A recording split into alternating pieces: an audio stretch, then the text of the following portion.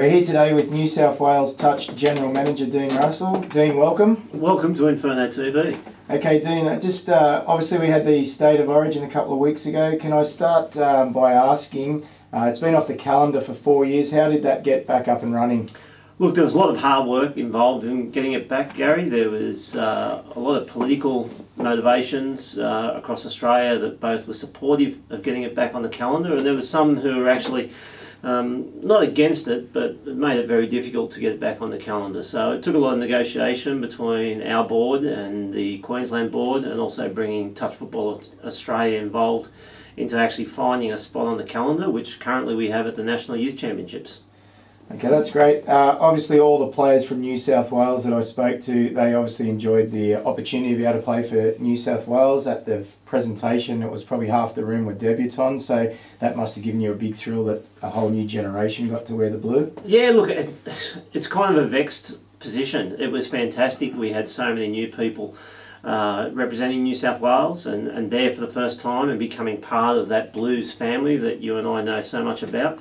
But in some respects, it was also touched with a tinge of sadness that we did have that large break. So there were a number of people who probably, in their peak of their career, didn't get the opportunity to play right at that top level. So we missed that whole avenue of players. So, but certainly now it's back on the calendar. We've brought a whole new range of people into the State of Origin and the New South Wales Blues family. So all goes ahead for 2014 and with a larger win for us. Okay, and we noticed that I think in the previous series, New South Wales won it quite comfortably. Obviously this year, New South Wales retained the series 7-6. That's obviously something that you're proud of. Oh, look, any time that we can knock off the Cane Toads and give it to Queensland, I'm always proud of it, whether I was playing, coaching, or now in the administrative role. 7-6 was a good result to get the win. It probably, in my book, I had penciled down 9-4. I thought there was two other divisions we probably could have knocked off before going away.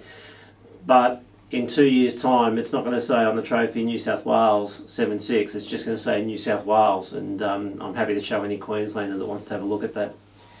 Exactly. Now, I guess the two teams that you had penciled in to win were the men's and women's. That's obviously got to be the big disappointment of the campaign. Look, definitely the men's. The men's was very disappointing, given the calibre of their lineup. To be totally honest, I think some of the players didn't really gel with the importance of the event, and that might have been from the fact that the event had been off the calendar for 4 years, and I don't necessarily think that they placed the importance on the event. And you were at the dinner we had prior to going away, and my big fear that I said down there to all our players, not just the men's team, but everyone in the New South Wales contingent, was complacency. And unfortunately for Mark Boland, because I thought he did a fantastic job trying to get the team together and get them ready, I just think that there was a level of complacency with the men's open team. On the other side, the women's, look, to be totally honest, I was pretty proud of their efforts. We had 11 girls play New South Wales Women's Open for the very first time. And when you actually looked at the two teams on paper, Queensland still had 5 or 6 Australian players. We had only 2 or 3 Australian players still there, ready to go, with a long track record. It was always, in my book, going to be a tough series. Dean, you mentioned then that the women's you thought would have been a very close series, and I agree. I looked at on paper or watched the first half of one of the women's games and noticed some very experienced players in the Queensland team. Peter Rogerson, Kelly Woods, Mary Steele. Those sort of girls were always going to aim up for the women's team. For the men's, my view on the men's is that, they had 14 Australian players, so everyone would have been saying this is a lay-down misère for them to win, but it just seemed to me that those guys were stale and they'd had too much touch, where the Queensland guys hadn't had that Australian camps and Australian series, so they took the State of Origin as the be-all and end-all, which unfortunately our guys... Yeah, look, and that's true, Gary. I mean, we had everything to lose, they had everything to gain. They were just purely and simply hungrier for the win. You look at the second game, and for us, even though we won the second game, but to drop 3 simple passes over the line just kind of showed where we were mentally, and that in the end hurt us. The other question I want to ask you, I'm not sure if you have an answer for this, but we noticed that Fox were there to cover the games and they did game 2. Do you think it's a bit of an error on the administration side that we're not filming games 2 and 3. So now when it comes on TV, everyone's going to say New South Wales have won both the men's and women's, when in actual fact they went on to lose both series. Yeah, so from a parochial sense, Gary, I'm pretty pleased that they're showing Game 2, and people might think that New South Wales won the men's and women's Open Series. It's a complicated issue. You've got to look at costs for the production. Touch as a sport actually pays for the production. We don't have sponsors actually paying the full amount of that production, and it is a very hefty cost. And it's also the timing of the day was perfect for filming that midday section. And then you've also got the scheduling issues around running it in line with the National Youth Championship as well. So all those elements actually add to the complications of how and why and when you can run those. But at the end of the day, it really is probably the top of the list as the cost issue.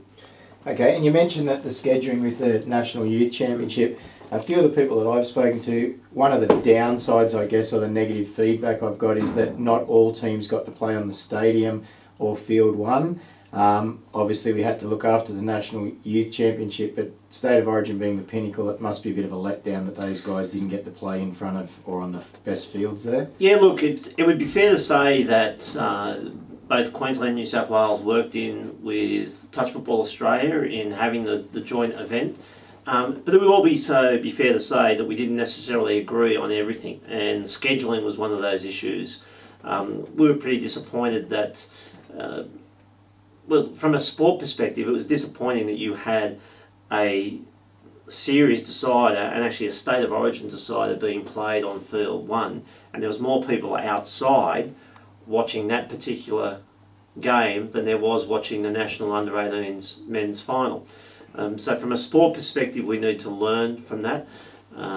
There are some obvious opportunities around scheduling whereby we may be able to in the future play the 18s finishing on the Sunday rather than finishing on the Saturday. That allows an easier scheduling of the game, so people do get more access to the main stadiums, and also allows the 18s and the National Youth Championship to have their own finals day in the sun, unencumbered by State of Origin.